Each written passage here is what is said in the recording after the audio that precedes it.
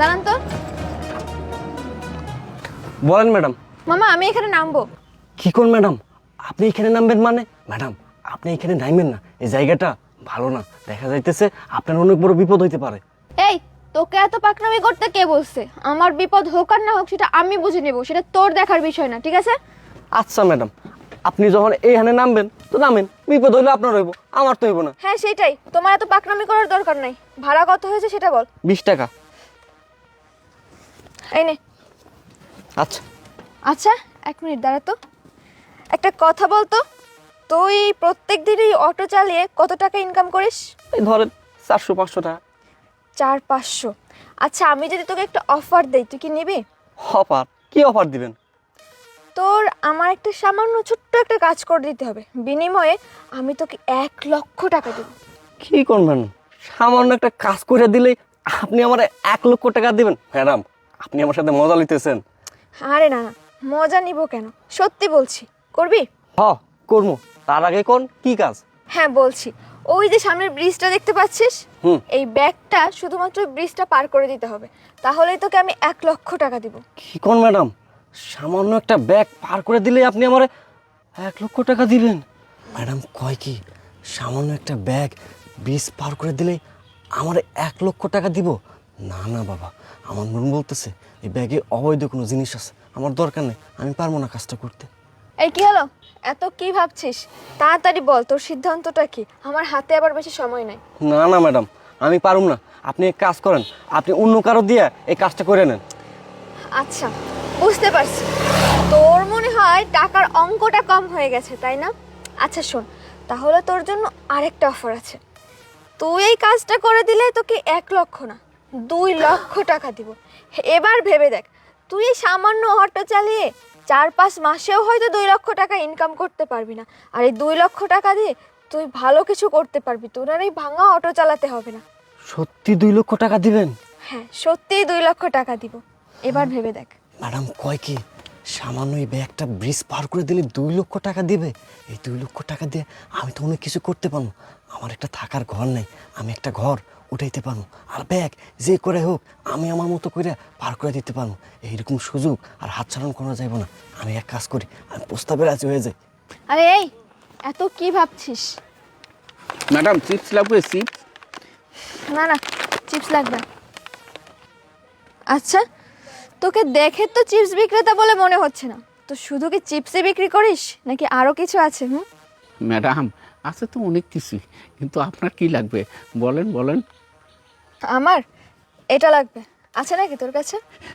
Madam কন কি, এটা আমার কাছে একটা ব্যাপার হলো, এটার ফ্যাক্টরি আমার কাছে আছে। আচ্ছা এই ব্যাপার, দে তাহলে। ম্যাডাম আমার কাছে তো এখন নাই, আমাকে 5 মিনিট টাইম দেন, আমি চট করে যে এনে দিচ্ছি। ওকে ঠিক আছে যা। আচ্ছা ঠিক আছে ম্যাডাম, আপনি এখানে দাঁড়ান। এবার বল কি সিদ্ধান্ত নিলি? ম্যাডাম আপনি যখন এত করে কইতেছেন, আমি আপনার প্রস্তাবে রাজি আছি। আচ্ছা ঠিক আছে নে। আচ্ছা টাকাটা দেন। আরে বাবা টাকা নিয়ে চিন্তা করিস না, তোর এই সামান্য কয়টা টাকা নিয়ে আমি কি পালিয়ে যাব নাকি? আর তাছাড়াও তোর কাছে আমার যে ব্যাগটা আছে, এই ব্যাগের মূল্য তোর ওই টাকার থেকে অনেক বেশি, বুঝছিস?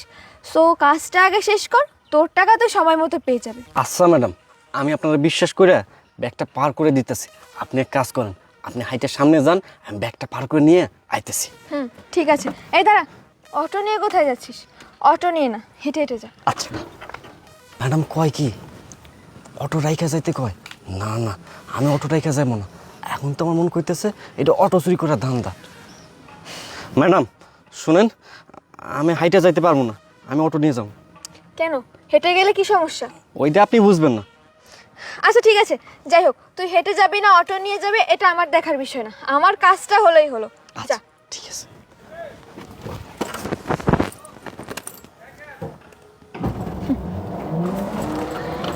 চান্দু যাও যাও, একটু সামনে গেলেই বুঝতে পারবা মজা। হায় আল্লাহ, সামনে তো পুলিশের চেকপোস্ট, এখন আমি কি করি কি করি কি করি করি পাইছি, পুলিশের চেকপোস্ট যতই থাকুক, আমি আমার কৌশল কাজে লাগাইয়া যে করে হোক এই ব্যাগটা পার করমই তো করমই, যাই সাহস করে আল্লাহ যা কপালে লিখছে সেটাই হইব।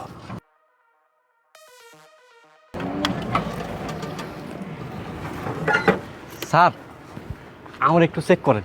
আরে এই, তুই একটা অটোওয়ালা, তোকে কি চেক করবো? তোকে চেক করতে হবে না, তুই যা। না স্যার, একটা বারের জন্য আমার চেক করেন। আরে ভাই, তুই তো মাথা খেয়ে ফেলছিস। আমি বললাম তুই একটা সামান্য অটোওয়ালা, তোকে আমি চেক করে কী ভাবো? তুই যা তো ভাই, যা। প্লিজ স্যার, একটা বারের জন্য আমার চেক করেন। রায়হান সাহেব, ও তো বড় ঝামেলা একটা, আপনি ওকে চেক করেন তো। এই রায়হান সাহেব, কি এটা দেখি? এই, তুই কি নিজাম ভাইয়ের লোক? হ্যাঁ স্যার। এই লোকটা তাড়াতাড়ি। এই, তোর তো কপাল ভালো যে আজকে ডিউটিতে আমি আসি। আমার জায়গায় যদি অন্য কোনো অফিসে থাকতো, তোকে তো হাতে নাতে ধরে থানায় নিয়ে যেত, তোর তো জেল হয়ে যেত। তুই যা যা, তাড়াতাড়ি যা। দাঁড়ান। ম্যাডাম, আসসালামু আলাইকুম। ওয়ালাইকুম আসসালাম। আপনি এখানে ম্যাডাম? হ্যাঁ, আমি এখানে। তো আশরাফুল সাহেব, আপনাদের ডিউটি কেমন চলছে? জি ম্যাডাম, খুব ভালো চলছে। ওনাকে কি চেক করেছেন? হ্যাঁ হ্যাঁ ম্যাডাম, ওনাকে এইমাত্র চেক করেছি। আচ্ছা, কিছু পাননি? না না ম্যাডাম, ওনাকে কিছু পাইনি। আচ্ছা, আরেকবার একটু চেক করুন তো। ম্যাডাম, চেক করছি তো, কিছু পাইনি তো। আমি বললাম না চেক করতে, আরেকবার চেক করুন। আচ্ছা ম্যাম, ঠিক আছে। রাহান সাহেব, আরেকবার চেক করেন তো।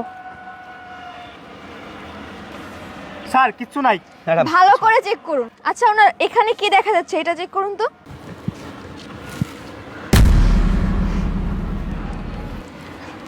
আশরাফুল সাহেব, এটা কি?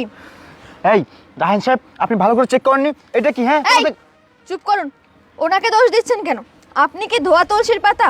আপনাদের এই ব্রিজে ডিউটি দেওয়া হয়েছে যাতে এখান থেকে কোনো বেআইনি মালামাল পাচার না হয়, আর আপনারা বরং কি করছেন? পাচার করতে সহযোগিতা করছেন। আর আশরাফুল সাহেব, আপনি কি জানেন যে উনি কে? কে ম্যাডাম উনি? উনি আমাদের এই এলাকার নতুন এএসপি। হ্যাঁ, আমি এএসপি আশিক। আমার কাছে তথ্য ছিল এই এলাকায় আমাদের পুলিশ ডিপার্টমেন্টের কিছু অসাধু ব্যক্তিদের দ্বারা মাদক কারবারিরা অবৈধভাবে মাদকের ব্যবসা করতো, রমরমা ব্যবসা হতো।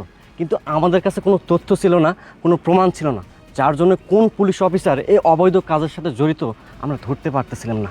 আশরাফুল সাহেব, কী ভেবেছেন একজন পুলিশের কর্মী হয়ে দিনের পর দিন এভাবে অন্যায় করে যাবেন? কেউ কোনোদিন জানতে পারবে না, ধরতে পারবে না। আফসোস, আপনার এই চিন্তাটা ভুল। উপরে একজন আছেন, তিনি সব কিছু দেখছেন, সব কিছু নিয়ন্ত্রণ করতেছেন। সত্য কখনো চাপা থাকে না, সত্য সামনে আসবেই, 2 দিন আগে আর 2 দিন পরে। দেশের সাধারণ মানুষ কোনো অন্যায় করলে সে অন্যায় মেনে নেওয়া যায়, কিন্তু আপনি প্রজাতন্ত্রের একজন কর্মী, আপনার অন্যায় কখনো মেনে নেওয়া যায় না। আপনি একজন পুলিশ, দেশ ও জাতির সেবক, আপনার ধর্মে হচ্ছে মানুষের সেবা করা, কিন্তু আপনি পুলিশ অফিসার হয়ে কিভাবে দেশের সাথে, দেশের সাধারণ মানুষের সাথে এভাবে অন্যায় করলেন, প্রতারণা করলেন? এসব করার আগে আপনার বুক একটা বারের জন্য কাঁপলো না? একটা বারের জন্য আপনার মনে হলো না আপনি যা করতেছেন অন্যায় করতেছেন? আমি কাকে কি বলতেছি? এতটুকু বিবেক, মনুষ্যত্ব বোধ যদি আপনার থাকতো, তাহলে এমন জঘন্য কাজ আপনি কখনো করতে পারতেন না। আপনি যা করেছেন একদম অন্যায় করেছেন। দেশের সাধারণ মানুষের সাথে প্রতারণা করেছেন, পুলিশ ডিপার্টমেন্টের সাথে প্রতারণা করেছেন। আপনার শাস্তি পেতেই হবে। আর আপনার কথা আমি কী বলবো, আপনিও তো একজন পুলিশের কর্মী। একজন পুলিশের কর্মী হয়ে কেমন করে এইসব অবৈধ কাজ করলেন? আপনার বুক একটা বারের জন্য কাঁপলো না? আপনার তো উচিত ছিল পুলিশ ডিপার্টমেন্টকে সহায়তা করা, মাদক কারবারিদের ধরে দেওয়া। আমরা সর্বোচ্চ চেষ্টা করতেছি দেশে মাদক নির্মূল করার জন্য, কিন্তু আপনার মতো কিছু মানুষ আছে যাদের জন্য আমাদের পুলিশ ডিপার্টমেন্টের বদনাম হয়। আপনারও শাস্তি পেতেই হবে। আমি এখনই আপনাদের চাকরি থেকে অব্যাহতি দেওয়ার ব্যবস্থা করতেছি, 1 ঘন্টার মধ্যেই। স্যার, স্যার প্লিজ স্যার, আমাদের দুজনকে এবারে শেষবারের মতো ক্ষমা করে দেন। আমি কথা দিচ্ছি, এরপর থেকে আমি আমার দায়িত্ব নিয়ে আমি আমার ডিউটি পালন করব। কখনো এমন ভুল আর হবে না স্যার। চুপ থাকেন আপনি। আপনি কি বললেন? ভুল? আপনি কোনো ভুল করেন নাই। আপনি অন্যায় করেছেন, দেশের মানুষের সাথে প্রতারণা করেছেন, পুলিশ ডিপার্টমেন্টের সাথে প্রতারণা করেছেন। এখন আমি যদি আপনাদেরকে ক্ষমা করে দিই, তাহলে সাধারণ মানুষ পুলিশ ডিপার্টমেন্টের উপর থেকে ভরসা হারাবে। সো আপনাদের কোনো ক্ষমা হতে পারে না। আপনি 1 ঘন্টার মধ্যে আমার অফিসে দেখা করবেন। ম্যাডাম চলুন। চলুন। Sir, sir